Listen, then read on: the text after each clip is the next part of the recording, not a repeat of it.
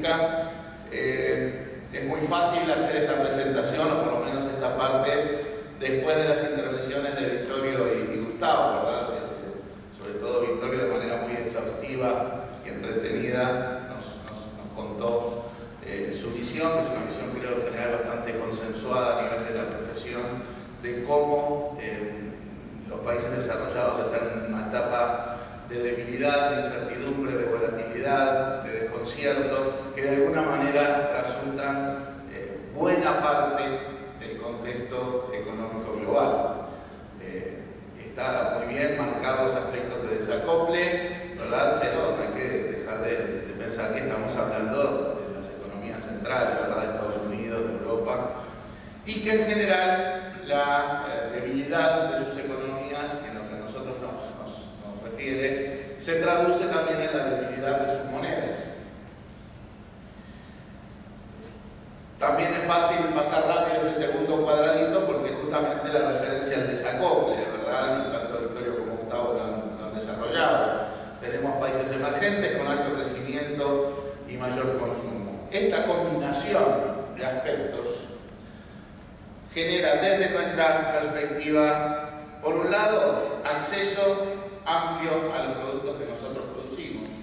Por otro lado, precios relativamente altos y hasta hace un tiempo incluso creciendo a un ritmo elevado, ¿verdad? De las llamadas commodities, de alimentos, de energía y demás. Obviamente esto nos genera un efecto desde el punto de vista de las presiones en materia de contexto para la toma de decisiones de política macroeconómica, en particular de temas inflacionarios, que hacen a una combinación de estos dos aspectos, ¿verdad? Nosotros tenemos altos precios de commodities, en realidad derivados de los dos cuadraditos previos. El primero es un tema de unidad de medida, numerario. El dólar débil, que es la unidad de medida de los precios, implica entonces mayores precios para el mismo valor por una cuestión de unidad de medida. Ese aspecto, si bien uno puede fijar la cantidad de años que estime conveniente en el horizonte de que se va a mantener relativamente débil, no deja de tener cierto grado de circunstancial, es decir, es un componente que en algún momento se va a revertir. El dólar no va a seguir débil el resto de la vida, las tasas de interés no van a ser cero el resto de la vida. Por lo tanto, cuando uno evalúa los precios de las commodities y evalúa las relaciones cambiarias, tiene que tomar en cuenta que hay un componente relativamente circunstancial que debe ser incorporado a la toma de decisiones y que debe ser incorporado para la evaluación de la flexibilidad cambiaria de la que hablaba Gustavo. Por otro lado, también hay un componente en los mayores precios de commodities que es sí de carácter más estructural, que tiene que ver justamente con la mayor demanda de los países emergentes, de la cual obviamente China es quien más fuerte y más significativamente tira del carro. Y ahí también compartimos la visión de Victorio en cuanto a que, más allá de un poquito de enfriamiento en estas cosas, China, India, los países emergentes todavía tienen paño para un rato, ¿verdad?, para seguir demandando los bienes que nosotros producimos. Ese sí es un componente de mayor demanda de carácter un poco más estructural. Y cuando evaluamos esto en términos de precios de las commodities y de posible inflación doméstica o presiones a la inflación doméstica y en materia de manejo cambiario, reitero, entonces tenemos de alguna manera que distinguir el componente más estructural de las presiones a la apreciación de nuestras monedas de algún componente que tiene algún grado más de circunstancialidad, si me permiten la palabra. O sea que entonces la flexibilidad cambiaria es un componente importante, ha actuado claramente como un amortiguador de shocks externos en un mundo cada vez más volátil e incierto, pero también hay que matizarla con estos análisis del contexto macroeconómico y de las razones que uno puede inferir para las decisiones de política desde esta perspectiva. Hay que habilitar, por supuesto, la flexibilidad cambiaria y cuando hay presiones a la apreciación cambiaria, en general, los fundamentos se van a reflejar en las variables de mercado, pero también hay que considerar que hay un margen para la política económica con visión de largo plazo que implicaría sostener un poco los tipos de cambio cuando hay un componente que es más circunstancial que estructural. Porque cuando las condiciones financieras en el mundo se reviertan, eso va a suceder rápidamente y uno de alguna manera tiene que evitar que queden cadáveres por el camino. Pero esta es claramente una lógica de contexto global, altos precios de las commodities que generan estos desafíos, y bienvenidos estos desafíos, ¿verdad? Toda la vida nos quejamos de que los precios de nuestros productos caían, mientras que lo que comprábamos subía y subía. Bueno, ahora está pasando, ahora la maldición es al revés. Yo soy contrario a esa lógica de la maldición de las commodities, ¿verdad? Porque si las políticas económicas son relativamente consistentes, lo que está pasando, el tema de basarse en commodities tiene que transformarse en una plataforma de desarrollo y no en una maldición. Estos son los desafíos que preferimos, los desafíos que pasan por la valorización de las cosas que nosotros producimos. Obviamente, como bien decía Vittorio, hay que aprovechar también el momento, no alcanza con solo disfrutar. No todo en las decisiones de política se basa en lo que pasa afuera, ¿verdad? Somos contrarios a esa idea de que todo lo bueno y todo lo malo viene del exterior.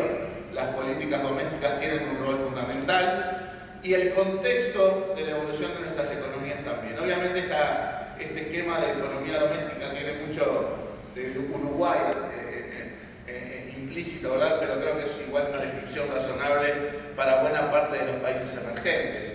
Son países que están creciendo de manera sostenida, son países que están incrementando sus ingresos domésticos de manera sostenida, y son países que están llegando a los límites de su utilización, de la utilización de sus recursos, tanto en el capital físico como en el capital humano.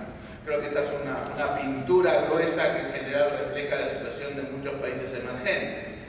Y bueno, países que crecen durante 6, 7, 8 años a tasas sensiblemente altas, después de crisis que obligó a sus ciudadanos a ajustarse el cinturón, es lógico que empiecen a consumir un poco más, que empiecen a aflojarse un poquito el cinturón, y por lo tanto eso también se expresa en una sostenida demanda doméstica que se suma de alguna manera a ese contexto de altos precios a nivel internacional.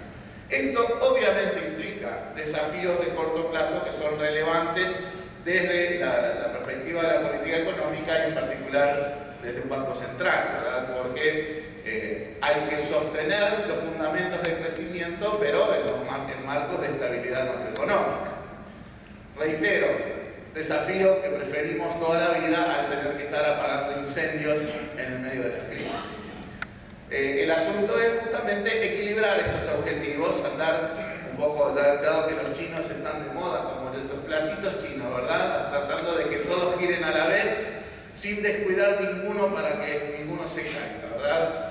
Estabilidad macro, en particular estabilidad de precios, estabilidad financiera y competitividad de las empresas en el contexto internacional. Pero, como bien decía Vittorio, no es solo cuestión de disfrutar, también hay que aprovechar los momentos y también diagnosticar cuáles son, de alguna manera, los posibles cuellos de botella que tenemos que aprovechar a levantar para que el crecimiento y el desarrollo sean sostenidos y no dependan exclusivamente de ese contexto internacional o global. Bueno, básicamente nosotros identificamos tres grandes aspectos en buena parte de los países emergentes. Como bien decíamos, como se decía hace un ratito, la utilización de recursos está empujando los límites, tanto en materia de infraestructura física como en materia de capital humano. Por lo tanto, ahí tenemos claramente dos desafíos estructurales claros. El primero referido a las infraestructuras, y bueno, cada país desarrollará los marcos jurídicos normativos, ahí está siempre la discusión del rol del Estado, el rol del sector privado. Lo que está claro es que a la mediana hay que levantar restricciones de infraestructura para que los países sigan creciendo a buen ritmo. Y en materia de capital humano, los temas educativos. Ya la educación en el siglo XXI no se parece a lo que teníamos hace 15, 20 o 30 años. Hay que adecuar esquemas educativos y también adecuar plataformas tanto tecnológicas como mentales, como para que los países puedan aprovechar todo el potencial que las nuevas generaciones traen para mantener el crecimiento y el desarrollo, la creatividad, la iniciativa, etc. También agregamos en esto en países de escaso desarrollo, de mercados instituciones financieras una lógica de mayor inclusión financiera, ¿verdad? El hecho de justamente si el desarrollo financiero se asocia al desarrollo económico, también tenemos que acercar todo el instrumental financiero, ¿verdad?, al funcionamiento más cotidiano de nuestras sociedades como elemento de reducir costos, de aprovechar oportunidades, de saber manejar instrumentos, etc. Por lo tanto, desafíos estructurales que se basan en desarrollo de infraestructuras, educación,